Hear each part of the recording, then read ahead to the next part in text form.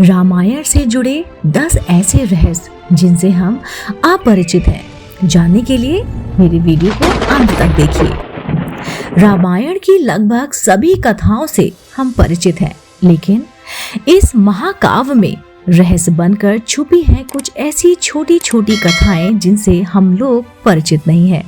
तो आइए जानते हैं वो कौन सी 10 बातें हैं। पहली, रामायण राम के जन्म से कई साल पहले लिखी जा चुकी थी। रामायण महाकाव्य की रचना महर्षि वाल्मीकि ने की थी। इस महाकाव्य में 24,000 श्लोक, 500 उपखंड तथा उत्तर सहित 7 कांड हैं।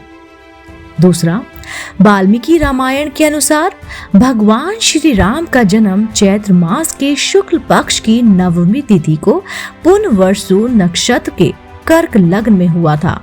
उस समय सूर्य, मंगल, शनि, गुरु और शुक्र ग्रह अपने अपने उच्च स्थान में विद्यमान थे तथा लग्न में चंद्रमा के साथ गुरु विराजमान थे। यह सबसे उत्कृष्ट ग्रहण दशा होती है। इस घड़ी में जन्मा बालक अलौकिक होता है। तीसरा, जिस समय भगवान श्री राम वनवास गए उस समय उनकी आयु लगभग 23 वर्ष की थी। राजा दशरथ श्री राम को वनवास नहीं भेजना चाहते थे, लेकिन वह वचनबद्ध थे। जब श्री राम को रोकने का कोई उपाय नहीं सूझा तो उन्होंने श्री राम से यह भी कह दिया कि तुम मुझे बंदी बनाकर स्वयं राजा बन जाओ।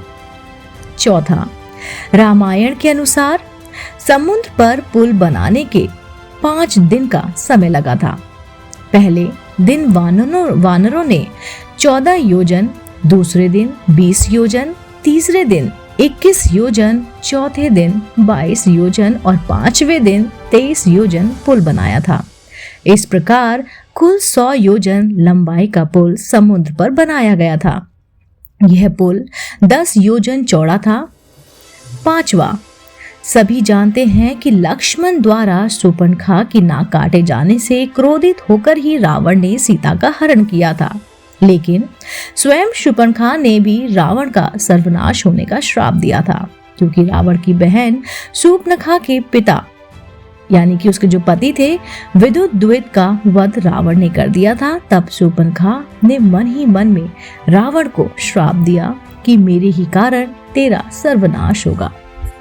छठा, कहते हैं जब हनुमान जी ने लंका में आग लगाई थी और वे एक सिरे से दूसरे सिरे तक जा रहे थे तो उनकी नजर शनि देव पर पड़ गई। वह एक कोठरी में बंधे हुए थे। हनुमान जी ने उन्हें बंधन मुक्त किया। मुक्त होने पर उन्होंने हनुमान जी के बल की, बुद्धि की भी परीक्षा ली और जब उन्हें यकीन हो गया कि वह सचमुच में भगवान रामचंद्र जी के दूत हनुमान जी हैं, तो उन्होंने हनुमान जी से कहा कि इस पृथ्वी पर जो भी आपका भक्त होगा मैं उसे अपनी कुदृष्टि से दूर रखूंगा, उसे कभी कोई कष्ट नहीं दूंगा। इस तरह शनिवार को भी मंदिरों में हनुमान चालीसा का पाठ होता है तथा आरती की जाती है। 7वां है, जब खरदूषण मारे गए तो एक दिन भगवान राम जी ने सीता जी से कहा, प्रिय, अब मैं अपनी लीला शुरू करने जा रहा हूँ। खरदूषण मारे गए हैं। शूर्पणखा जब ये समाचार लेकर लंका जाएगी तो रावण आमने सामने की लड़ाई तो नहीं करेगा, बल्कि कोई ना कोई चाल खेलेगा और मुझे अब दुष्टों को मारने के लिए लीला करनी है। जब तक मैं पूरे राक्षसों को इस धरती से नहीं मिटा देता तब तक तुम अग्नि की सुरक्षा में रहो। भगवान रामचंद्र जी ने उसी समय अग्नि प्रज्वलित की और सीता जी भगवान जी की आज्ञा लेकर अग्नि में प्रवेश कर गईं। सीता माता जी के स्थान पर ब्रह्मा जी ने सीता जी के प्रतिबिंब को ही सीता जी बनाकर उनके स्थान पर बिठा दिया। 8वीं, अग्नि परीक्षा का सच।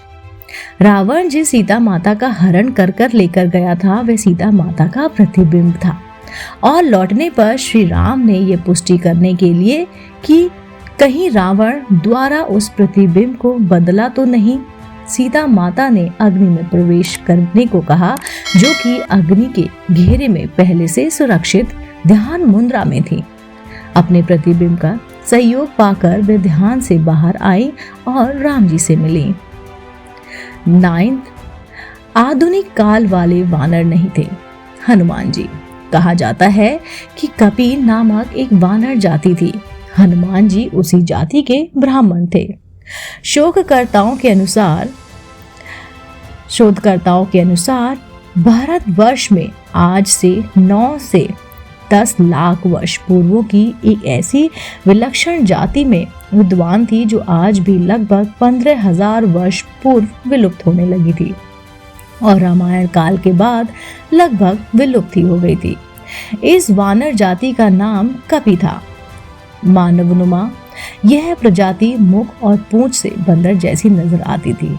भारत से दुर्भाग्यवश कपि प्रजाति समाप्त हो गई, लेकिन कहा जाता है कि इंडोनेशिया देश के बाली नामक द्वीप में अब भी पूंछधारी जंगली मनुष्य का अस्तित्व विद्यमान है। 10वां विश्व में रामायण का वाचक करने वाले पहले वाचक कोई और नहीं बल्कि स्वयं श्री भगवान राम के पुत्र लव और कुश थे, जिन्होंने राम कथा स्वयं अपने पिता श्री राम के आगे गाई थी। पहली राम कथा पूरी करने के बाद लव कुश ने कहा था कि पृथु भाग्य हमारे जागे, राम कथा कही श्री राम के आगे। दोस्तों, उम्मीद करती हूँ आपको ये 10 रहस्य जानकर बहुत खुशी हुई होगी। जी हाँ, रामायण से जुड़ी ये 10 रहस्य जिनसे हम सब अपरिचित थे, मैंने कोशिश की है कि मैं आप सबको ये बताऊं और सच्चाई बताऊं। दोस्तों, उम्मीद करती हूँ आपको मेरे द्वारा सुनाई गई ये रहस्य की जानकारी ज़रूर पसंद आई होगी। अगर आप ऐसे ही धार्मिक पौराणिक कहानी कथाएं सुनना पसंद करते हैं तो आप मेरे चैनल आध्यात्मिक कहानियों को तुरंत से लाइक कीजिए, शेयर कीजिए और सब्सक्राइब कीजिए। दोस्तों, मैं जल्दी ही मिलती हूँ एक नई रोचक जानकारी और कहानियों के साथ। आप देख रहे थे आपका अपना पसंदीदा YouTube चैनल आध्यात्मिक कहानियाँ।